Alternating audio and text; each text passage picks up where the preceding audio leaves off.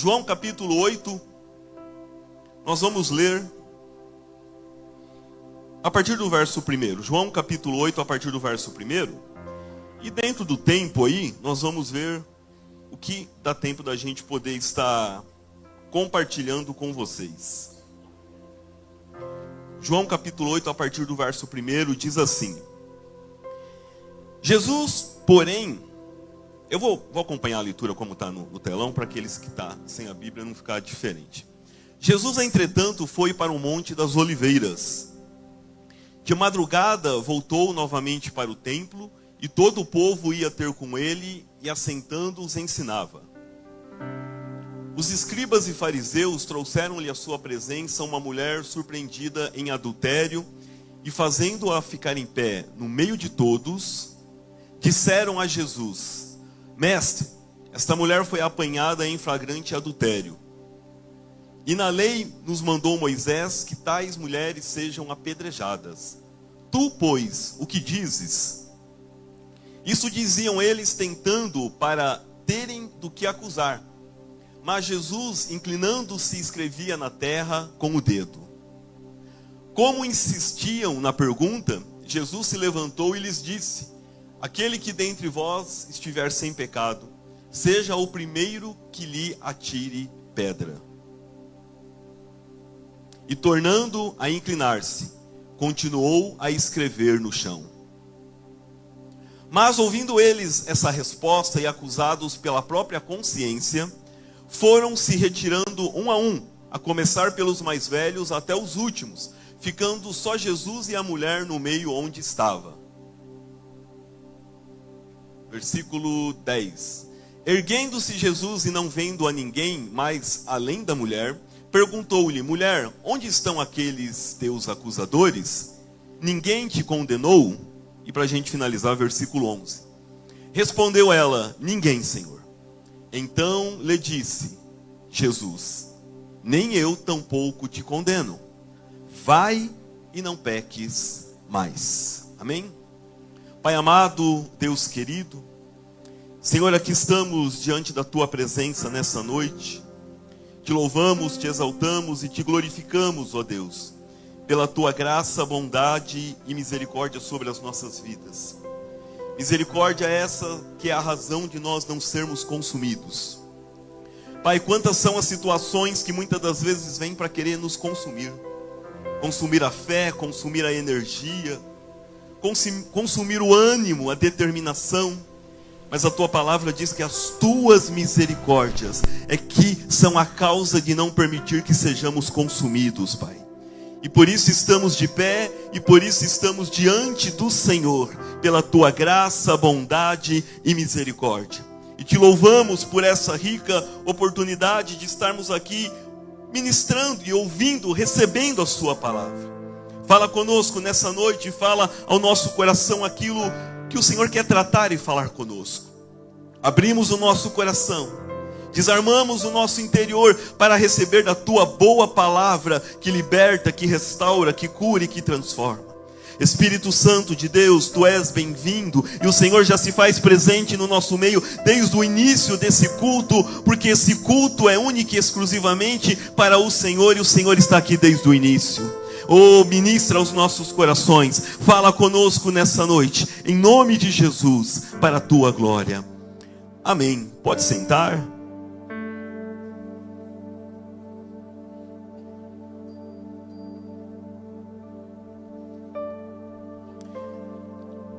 João capítulo 8, um texto muito conhecido, né? Quem nunca ouviu falar sobre João capítulo 8? Mas o interessante é que a gente falava um pouquinho aqui agora há pouco sobre a Bíblia impressa. Se você pegar a Bíblia impressa, principalmente na versão Almeida, tanto a corrigida como a atualizada, ela costuma ter um subtítulo em cada capítulo. E se você pegar o capítulo 8 do Evangelho de João, provavelmente vai ter ali um subtítulo. E qual que é o subtítulo que está aí? Quem sabe? Quem pode me dizer? Qual o subtítulo que está ali acima de João capítulo 8? Que aponta para aquilo que o texto vai falar. Quem pode me dizer? A mulher apanhada em adultério, ou a mulher adúltera. João capítulo 8 ficou conhecido por essa personagem que ocupou essa história. E o interessante é que ali apenas cita que era uma mulher. Não fala o seu nome, não fala da sua família, não dá detalhes. Apenas diz uma mulher. E a qualifica como adúltera. Aliás, se é que pode dizer de qualificar, né? A coloca como adúltera. O que vemos aqui, amados, a Bíblia ela é maravilhosa por isso. A palavra de Deus é maravilhosa por isso, porque nos mínimos detalhes ela fala com a gente. A grande questão é quando ela deixa de ser apenas um bom livro de conteúdo histórico e a gente permite que Deus fale ao nosso coração através dela, e a gente permite então que ela ocasione uma mudança e uma transformação na nossa vida, no nosso interior. Mas nos mínimos detalhes a Bíblia fala com a gente. Olha que interessante, nesse subtítulo dizendo a mulher adúltera, há até mesmo aí uma mensagem de Deus para nós. Você ficará marcado muito mais pelos seus erros e pelos seus defeitos, do que pelas suas qualidades e pelos seus acertos. Essa mulher, ela não poderia ser conhecida como a mulher perdoada, porque Jesus a perdoou. A mulher regenerada, porque Jesus a regenerou. Os religiosos não queriam um espaço para ela. Os religiosos não concordavam que ela poderia ainda ser aceita por Deus. Mas quem são os religiosos para dizer alguma coisa? O que prevalece é a palavra de Deus. O que prevalece é a palavra do Senhor. Então, ela poderia ser conhecida como a mulher perdoada. Mas não. Ela ficou conhecida como a mulher adúltera. Por quê? Os erros e os defeitos marcam mais do que as qualidades e os acertos no mundo dos homens. Você pode acertar 99 vezes, mas se você errar uma, vai ser apagado os seus 99 acertos e vai ser priorizado o seu erro. Me parece que nós temos a mente muito curta para as qualidades, mas temos uma mente muito ampla, muito grande, uma mente que armazena aí baixo, jogando baixo, 1 tera de capacidade, falando de capacidade de notebook, computador, até mesmo celular, armazena muita coisa. Parece que a gente deleta facilmente da nossa mente as qualidades, os pontos positivos das pessoas, mas como que registramos e gravamos e deixamos ali os defeitos, as qualidades. Esse é o ser humano. Muitas das vezes, nós resumimos uma história, uma vida, uma pessoa, apenas pelos erros. Isso ou esse é o mundo dos homens. Se eu te perguntar para você, quais são as qualidades que o seu cônjuge tem? Se eu perguntar isso para o marido, quais são as qualidades que a sua mulher tem? Ou perguntar para a esposa, quais são as qualidades que o seu marido tem? Você pode até dizer assim, há um monte. Aí eu te pergunto, então enumere para mim aí 10. Você vai ficar 5 minutos, 10, 15, meia hora, 1 hora, 2 horas. Vai ter dificuldade de enumerar. Mas se eu falar assim, enumere para mim os defeitos do seu cônjuge. Rapidinho, já vê uns 4, 5. O que aconteceu ainda hoje, você vai ser o primeiro que você vai enumerar. Ainda ontem ele ou ela fez aquilo para mim, você já vai colocar rapidamente, porque temos facilidade em lembrar dos defeitos, dos erros, e não temos a mesma facilidade de lembrar das qualidades e dos acertos das pessoas. Então, os teus erros vão te marcar mais do que os teus acertos. Esse é o primeiro ponto que eu queria tratar dentro desse texto, E vamos ver dentro do horário quais pontos mais vai dar para a gente estar tratando. Mas o primeiro ponto que eu quero tratar é exatamente esse. De que os erros e defeitos marcam mais uma pessoa do que as suas qualidades e os seus acertos. Agora entrando no texto propriamente dito, o versículo de número 1, coloca para mim novamente o versículo de número 1 do capítulo 8 de João.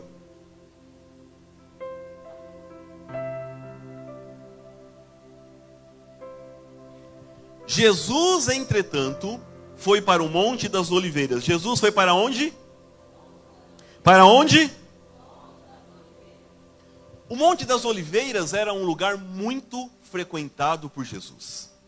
Muito frequentado. Você vai ver várias passagens nos evangelhos citando de Jesus se retirando e indo para este lugar, para o Monte das Oliveiras. Era ali um lugar preferido de Jesus para orar, para buscar a Deus, para poder extravasar, porque Jesus como Deus, mas também como homem, ele tinha necessidade da oração, ele tinha necessidade do falar com Deus, ele tinha necessidade da comunhão, da intimidade com Deus como homem. Então Jesus, ele tinha ali o Monte das Oliveiras como seu lugar predileto, onde ele ia para poder estar orando, onde ele ia para poder estar buscando a Deus. E por que Jesus conhecia muito bem o caminho para o Monte das Oliveiras? Porque era um lugar que Jesus frequentava muito. Você tem facilidade de chegar num lugar aonde você frequenta muito. Se você pegar um lugar, uma cidade que você vai bastante, né? Uma cidade que você direto está indo lá. Como se diz no ditado, você pega, você joga o seu carro e ele vai sozinho. A pessoa diz, eu chego de olho fechado em tal lugar. Por quê? Você frequenta muito aquele lugar. Você vai direto para lá. Então você sabe o caminho. Você sabe então como chegar. Por isso que Jesus conhecia muito bem o caminho para o Monte das Oliveiras. Porque era um lugar muito frequentado por Jesus. Agora eu quero te fazer uma pergunta. Você conhece o caminho do Monte das Oliveiras?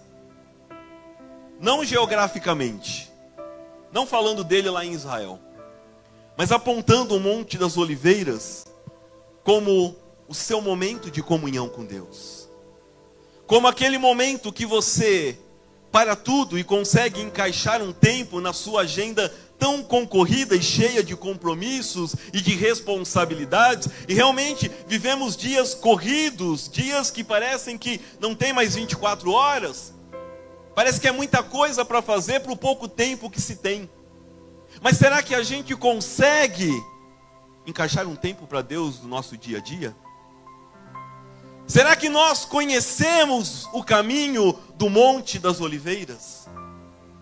O lugar onde você vai ali você se desarma. O lugar onde você vai ali você se derrama na presença de Deus.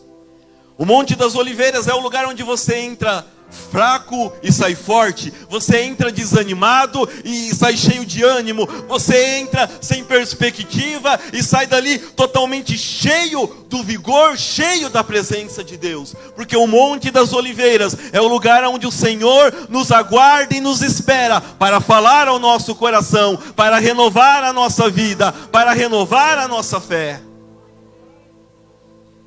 Jesus como homem nos ensina isso. Nunca perca o rumo do caminho do Monte das Oliveiras. Você sabe que muito do que você tem foi porque um dia você frequentava lá. Você sabe muito do que Deus te livrou e aconteceu foi porque um dia você frequentava lá. E eu te pergunto ainda, o Monte das Oliveiras faz parte do seu dia a dia, faz parte do seu cotidiano, o seu momento de comunhão, de você buscar a Deus, ainda está incluído na sua agenda, no seu dia a dia? Não podemos permitir que os montes que estão em nosso caminho venham nos deter de chegar ao Monte das Oliveiras. Porque no caminho até o Monte das Oliveiras, no caminho para a comunhão, para a intimidade com Deus, há muitos montes no meio do caminho. Há o monte do desânimo, há o monte da incredulidade, ao monte, muitas das vezes, da dificuldade. E muitos são os montes que surgem no nosso caminho para nos deter. O monte da falta de tempo. E muitos são os montes que surgem para nos deter de chegar até o momento da comunhão e da intimidade com Deus. Porque isso é questão de sobrevivência para o cristão. Não estou falando de você entrar no seu quarto e fazer uma reza, com todo respeito. Mas eu estou falando de comunhão, de você rasgar o coração, de você se desarmar diante de Deus. E lá no Monte das Oliveiras não tem pastor, não tem diácono, não tem obreiro, não tem líder, tem servo que precisa da graça de Deus. É lá que somos fortalecidos. É de lá que saímos fortes. Ah, amados, quantas vezes foram os momentos difíceis que você passou e você saiu do Monte das Oliveiras diferente. Você entrou pensando que era o teu fim, e Deus falou ao teu coração: não, não é o teu fim, é só o começo. Você entrou pensando em desanimar, desistir de tudo, e lá Deus te renovou, te fortaleceu, e você então saiu motivado. Você ainda frequenta o Monte das Oliveiras? Você ainda sabe o rumo deste lugar? Esse é um outro ponto. Um outro ponto que eu quero tratar. Para chegar ao topo do monte, é necessário passar pelo Getsêmani. O interessante é que o Monte das Oliveiras, ele ficava situado numa região, e ao pé dele ficava o jardim do Getsêmani. Ou seja, para a pessoa chegar até o Monte das Oliveiras, o portão de entrada era o quê? O Getsêmani. O Getsêmani era a porta de entrada e de saída do Monte das Oliveiras. Não tinha como chegar ao topo do Monte das Oliveiras se não passasse, se não entrasse pelo Getsêmani. O que significa Getsêmani? Prensa da oliveira, ou esmagamento da oliveira.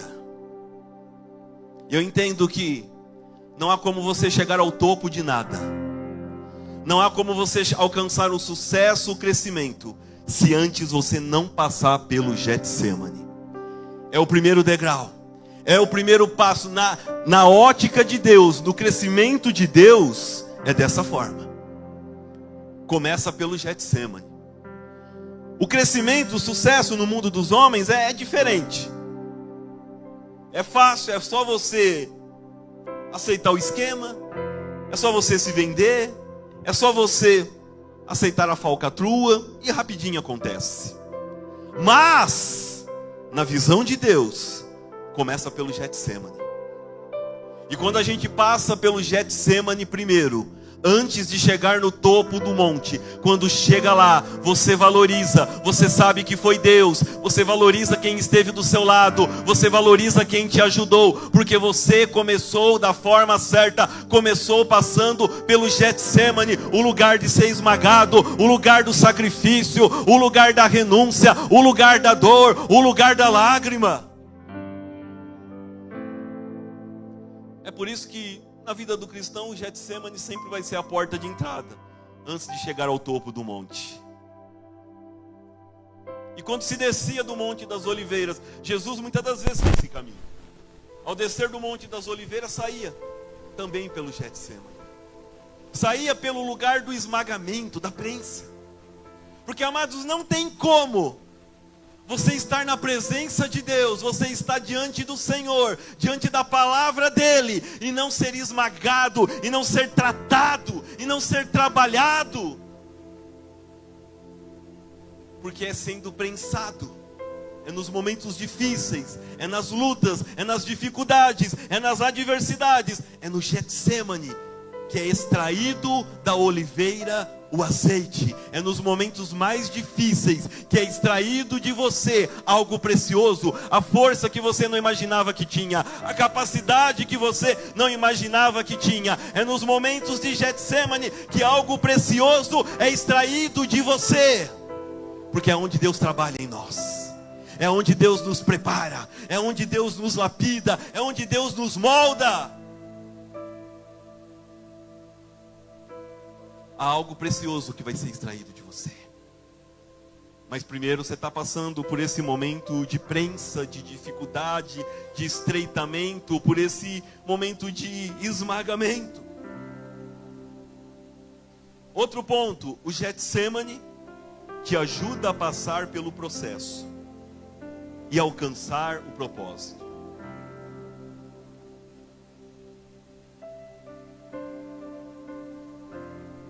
Foi ali no Getsemane que Jesus esteve momentos antes dele ser entregue, dele ser preso, condenado e morto. Foi os últimos momentos de Jesus, foi no Getsemane. Então ele sabe o que é passar por ali. E o interessante é que ali ele fez aquela célebre oração a Deus, dizendo: Pai, se possível, afasta de mim esse cálice. Porque quando a gente está num momento difícil, no Getsemane, a nossa natureza humana quer prevalecer dizendo: ó, desanima, desiste, não vale a pena pagar o preço, não vale a pena, desiste. Desiste porque vai ser difícil, desiste porque você não vai conseguir, desiste porque você não vai dar conta. Jesus, por um momento, o seu lado humano clamou e disse: ó, Pai, se possível me livra, Deus. Não vai ser fácil passar por isso, não. Mas aí ele entende o propósito. Ele entende. E ele então decide passar pelo processo. Aí ele completa a oração dizendo: mas em tudo seja feita a tua vontade. É no Getsemane que a gente entende que ainda que seja duro, difícil, mas a vontade de Deus é melhor. Ainda que a gente não entenda nada do que Deus está fazendo, e a gente não precisa realmente entender, a gente só precisa crer que Ele está no controle, no comando, e que Ele sabe muito bem o que está fazendo. É no Getsemane que a gente tenta dizer: Pai, afasta, mas a gente entende e diz: não, Deus, é necessário. Tem cálice que tem que beber. Tem situação que tem que passar. Tem desafios que tem que encarar, enfrentar. Faz parte do processo para alcançar um propósito lá na frente, que vamos então entender. É no Getsemane que recebemos força para passar pelo processo, para então alcançar o propósito. Outro ponto que eu queria falar: o suor resultará naquilo que você busca. Para finalizar essa parte, falando sobre o jardim, o Monte das Oliveiras e o jardim do Getsemane. Foi lá também no Getsemane onde o fato talvez mais intrigante, ou um dos mais intrigantes, envolvendo Jesus aconteceu. Jesus estava num momento tão tenso, uma adrenalina tão grande, uma intensidade tão profunda, um desespero, um pânico, uma ansiedade, um pouco de cada coisa, que muitas das vezes vem em porçõezinhas pequenas sobre nós, e a gente fala: meu Deus, acho que eu não vou aguentar.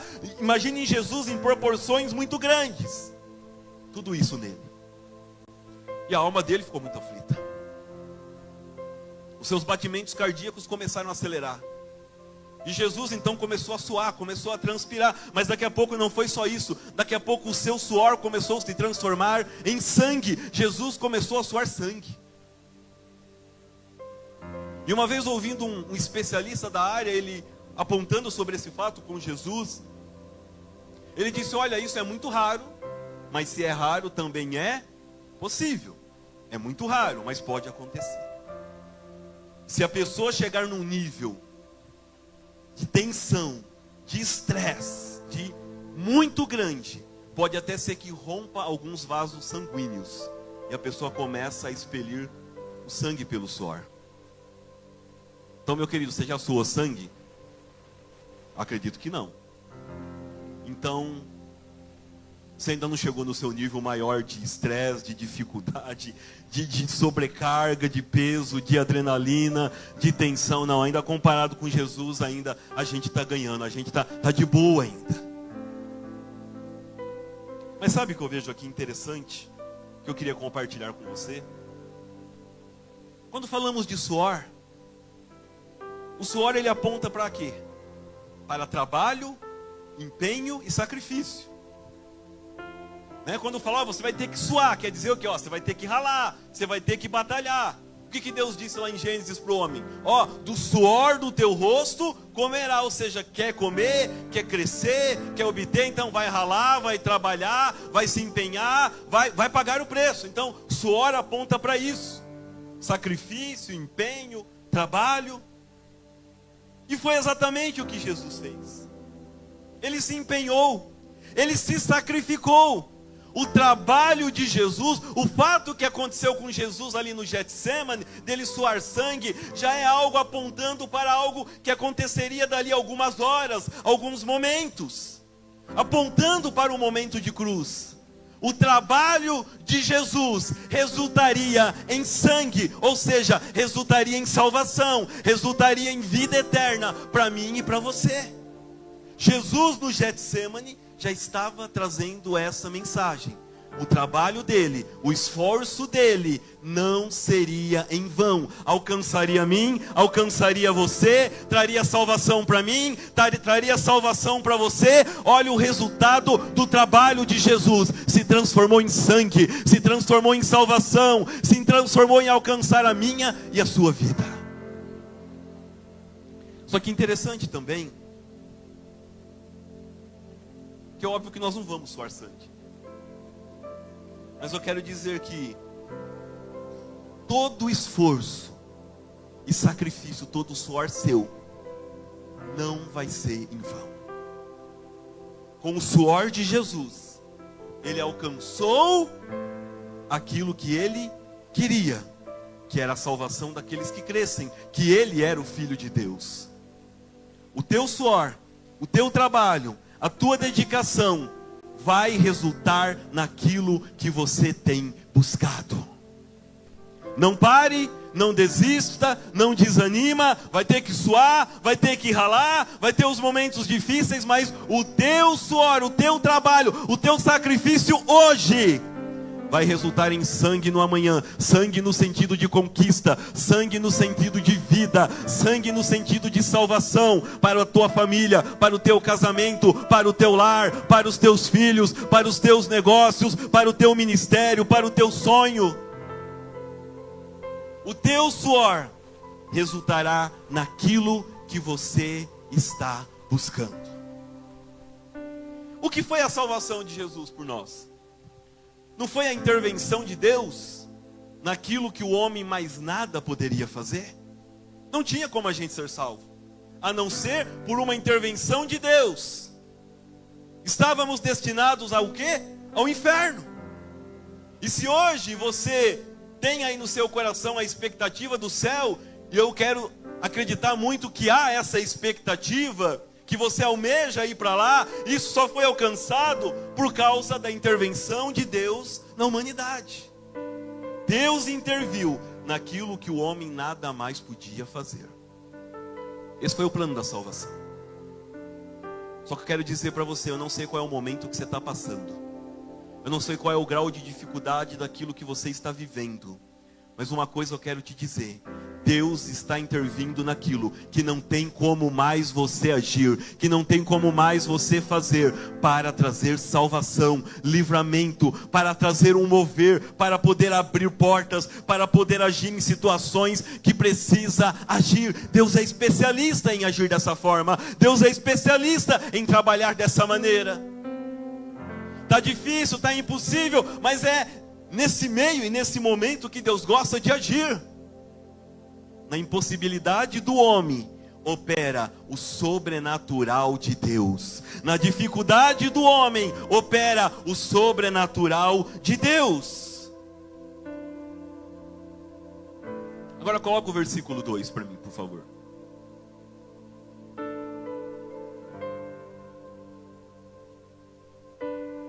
Versículo 2. De madrugada, voltou novamente para o templo, e todo o povo ia ter com ele, e assentando os ensinava. Interessante que Jesus foi para o Monte das Oliveiras e dá-nos a entender que Jesus ficou ali muito tempo. Há alguns textos que diz que pela manhã ele foi ao templo. Então dá-se a entender que ele ficou a noite toda no Monte das Oliveiras. Sabe, amados, há uma coisa que nós temos muito, que é a pressa, muitas das vezes, de sair diante da presença de Deus. Já parou para reparar que o pouco que se ora, você ora pensando em alguma coisa? Você ora preocupado, já pensando aonde você tem que passar, o que você tem que fazer, o que você tem que resolver, o que você tem que pagar, o que você... Às vezes você ora até de pé comendo e tudo na base da pressa. Muitas das vezes não há aquele tempo de qualidade para Deus, mas se Deus não dá algo de qualidade para nós. Agora deixa eu fazer uma pergunta para mim e para você. Se Deus fosse nos dar algo na mesma qualidade que temos dado para Ele, o que a gente ia receber? A gente estaria lascado. Queremos a qualidade de Deus, mas não damos a qualidade para Ele. Entenda isso.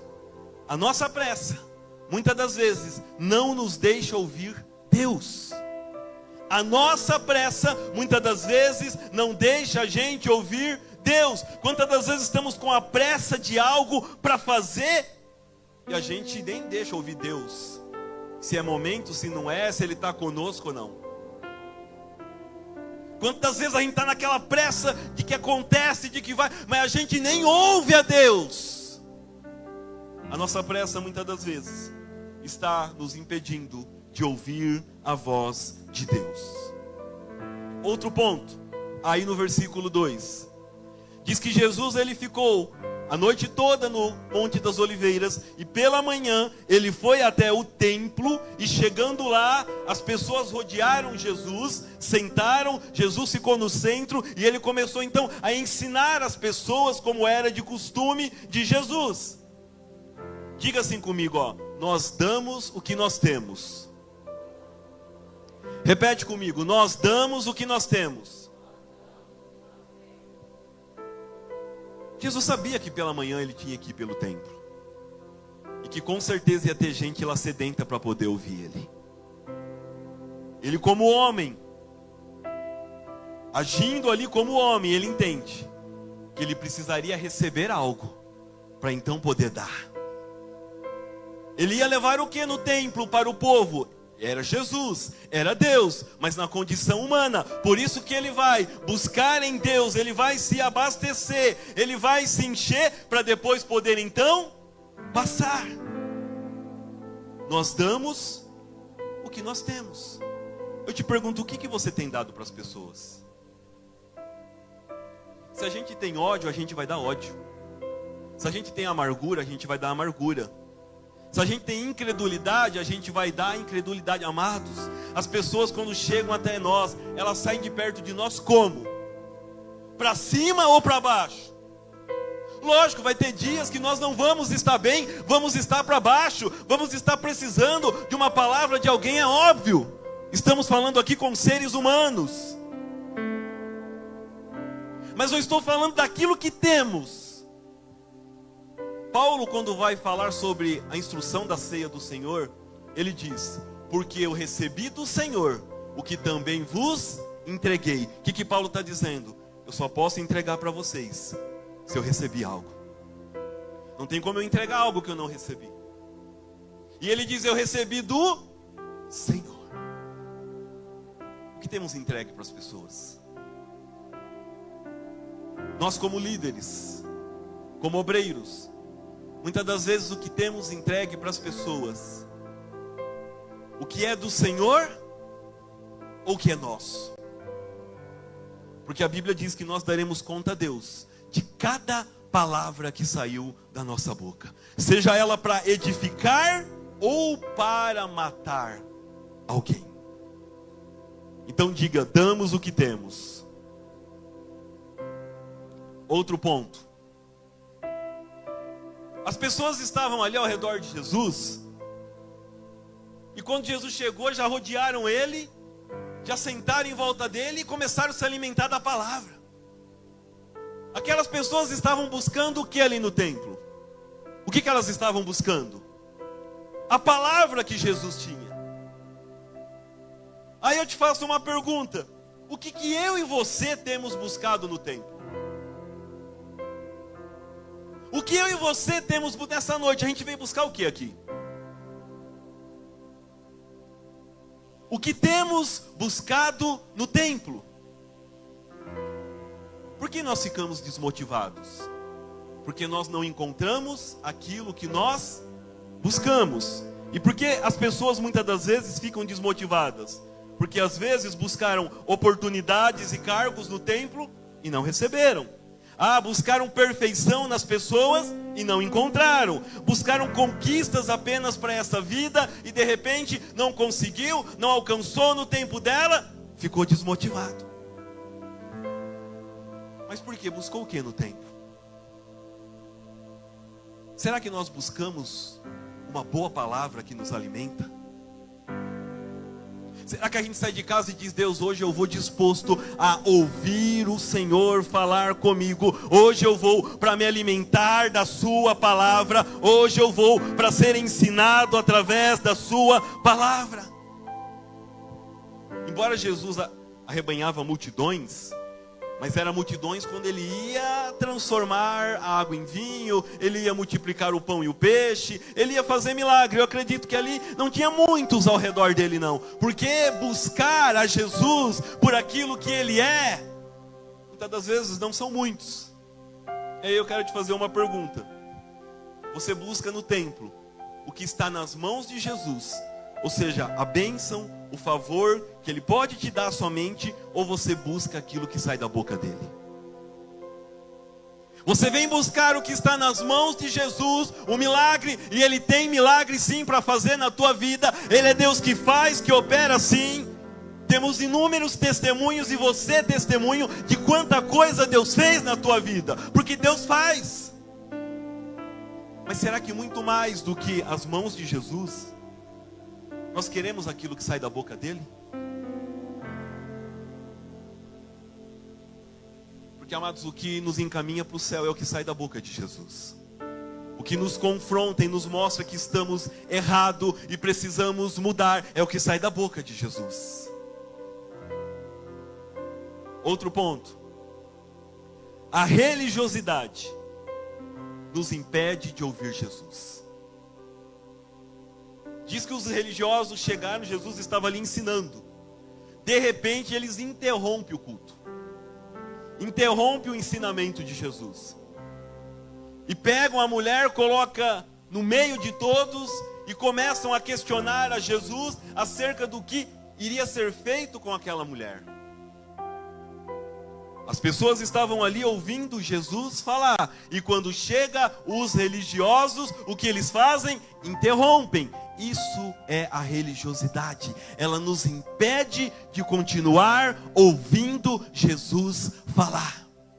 Ela começa a fazer a gente achar que só vir na igreja tá bom. Só ir no culto.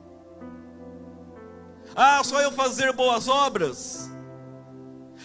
Só eu tomar a ceia.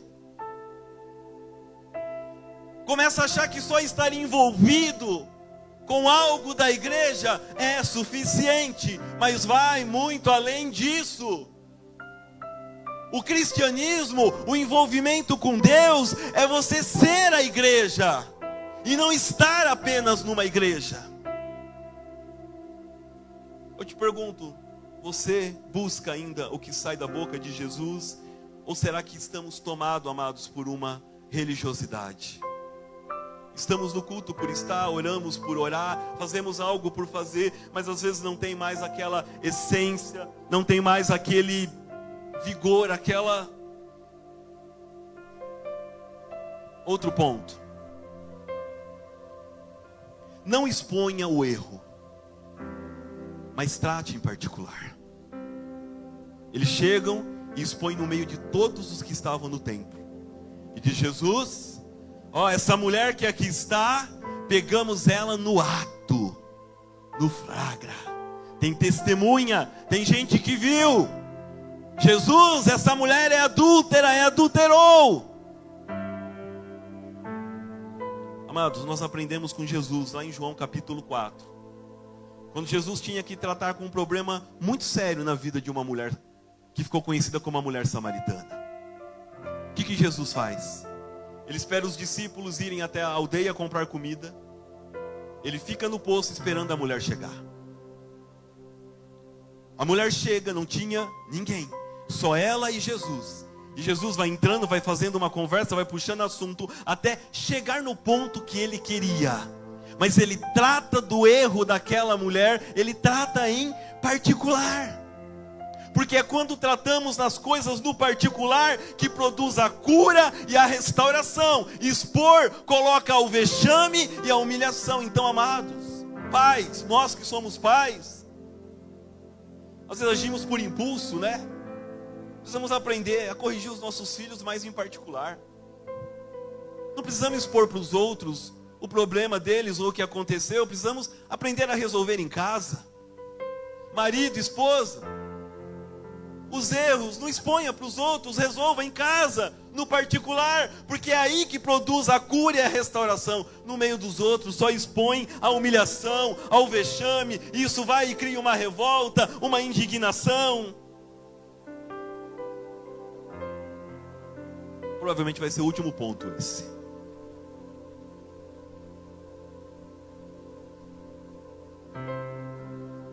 Os religiosos disseram: mestre, a lei de Moisés diz que tal mulher deve ser apedrejada.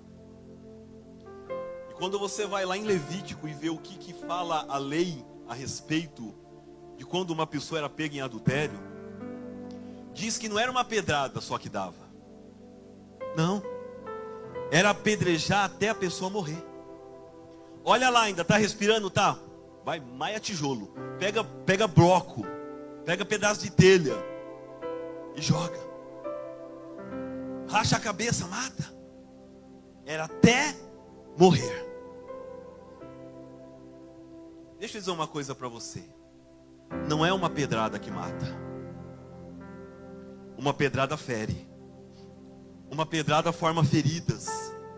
Uma pedrada, dependendo de quem vem, deixa você até atordoado, sem noção de espaço, de lugar. Às vezes até tomba, faz cair. Mas uma pedrada não mata. Sabe o que mata, amados? É uma sequência de pedradas.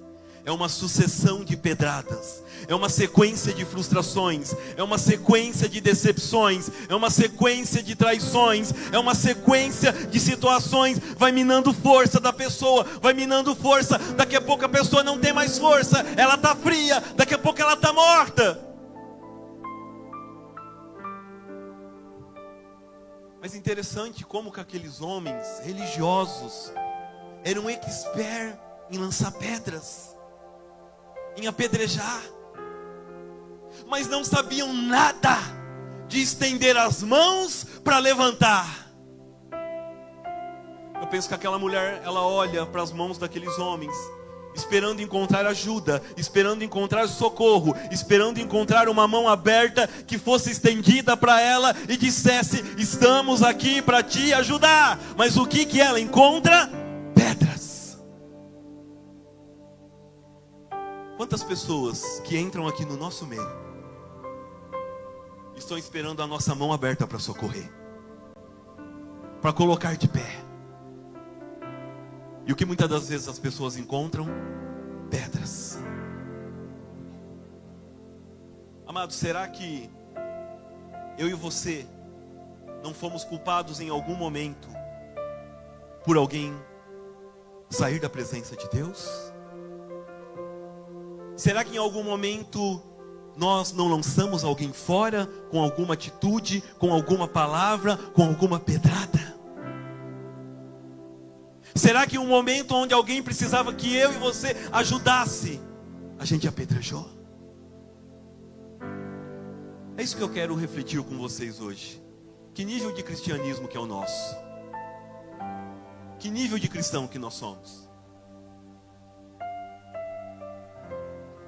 Sabe o que eu vejo hoje? Que as igrejas elas estão cheias de pessoas vazias. Que Deus tenha misericórdia da nossa vida. Que a gente não seja uma pessoa vazia. Porque a pessoa vazia é essa religiosidade que apedreja, que nunca está disposto a ajudar, a socorrer. Mas o interessante é que quando ela vira os olhos e olha para as mãos de Jesus, ela vê que não tinha pedra. Mas de repente Jesus começa a escrever na terra. Isso é uma grande incógnita, né? O que será que Jesus escreveu ali? Eu tenho essa curiosidade, não sei se você tem. É uma das perguntas que eu quero fazer para Jesus lá no céu. Jesus, o que o Senhor escreveu lá na terra que estava escrito em João 8? Não faço nem ideia, amados, do que seja. Mas de uma forma figurativa eu entendo que quando aquela mulher olhava para Jesus e todos aguardando a palavra final de Jesus. Ei, a palavra final a teu respeito é de Jesus, não é das pessoas. Não importa o que as pessoas pensam ou acham, não importa se na mão delas estão as pedras, o projeto, o objeto, algo para te destruir. O que importa é a palavra final que vem de Jesus. E aquela mulher começa a olhar para as mãos de Jesus e Jesus escrevendo. Isso não está escrito na Bíblia, tá? Isso é uma conjectura, uma ilustração, uma suposição minha. Quem sabe Jesus olhou para ela olhou para Jesus. E Jesus disse assim, ó, não tem pedra aqui não. Mas eu estou escrevendo uma história para a tua vida. Eles estão querendo acabar com a tua história, mas eu estou escrevendo de novo. Eles estão querendo decretar o teu fim, mas eu estou decretando o teu recomeço. A religião muitas das vezes só condena, mas ele está dizendo, eu, Jesus, estou aqui para te salvar. Estou escrevendo uma história para você. Eu penso que se Jesus pudesse dizer uma frase para ela, ele dizia o seguinte, ó, ei, a tua história não acaba aqui não. A tua história não acabou não. Ei, a tua história não acabou. A tua história não acabou. O teu tempo não acabou, não acabou, não acabou. Eu não sei quais são as situações que estão à sua volta, que você vê vindo contra você, para te destruir, para acabar com você. Mas eu quero dizer, nos dedos, nas mãos das pessoas, podem estar pedras contra a tua vida, podem estar planos para acabar com a tua vida. Ah, mas na mão de Jesus, nos dedos de Jesus, está a história que Ele continua a escrever para você. A tua história não acaba aqui. Louvado seja o nome do Senhor, amém? Amados, isso era o que eu queria estar passando para vocês. Agradeço a oportunidade, pastor. Orar, amém. Ó, terminei dentro do tempo que o pastor falou, 45 minutos. Para não falar, eu passei 1 minuto. Era para terminar 8h46, é 8h47. Na próxima vez a gente desconta 1 minuto. Vamos colocar em pé em nome de Jesus?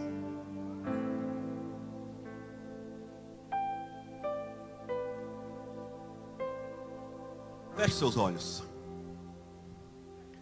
Eu não sei aonde que a mensagem falou com você, amados. Eu sei naquilo que Deus tratou e muito comigo. Olha para dentro do teu coração.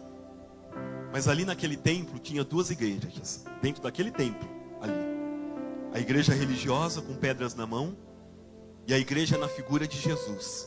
Com o amor, com a misericórdia, com o estender das mãos. Que igreja nós somos?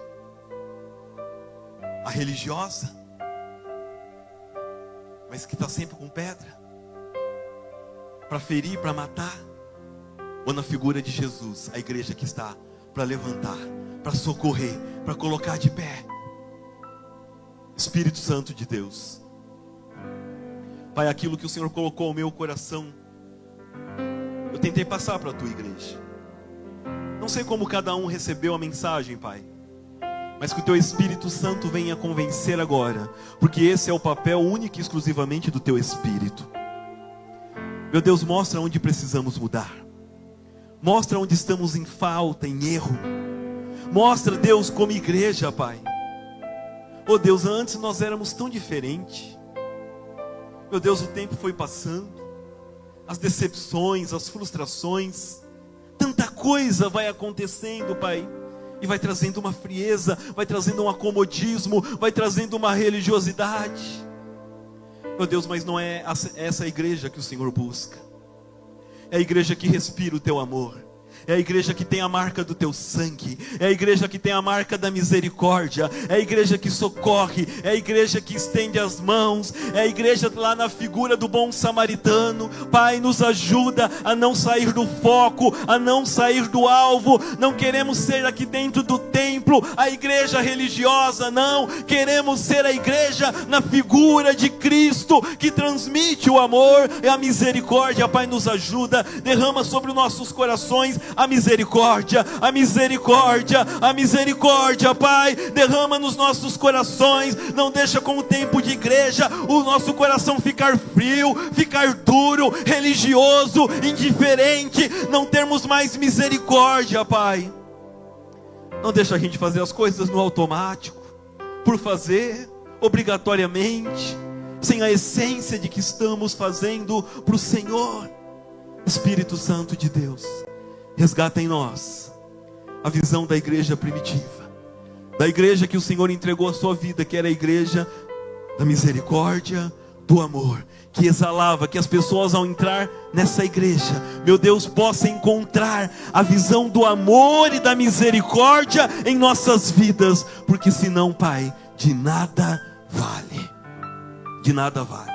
Nos ajuda, em teu nome te pedimos, para a tua glória, amém. Bem, amados, Deus abençoe, agradeço a oportunidade, eu volto a palavra para o pastor.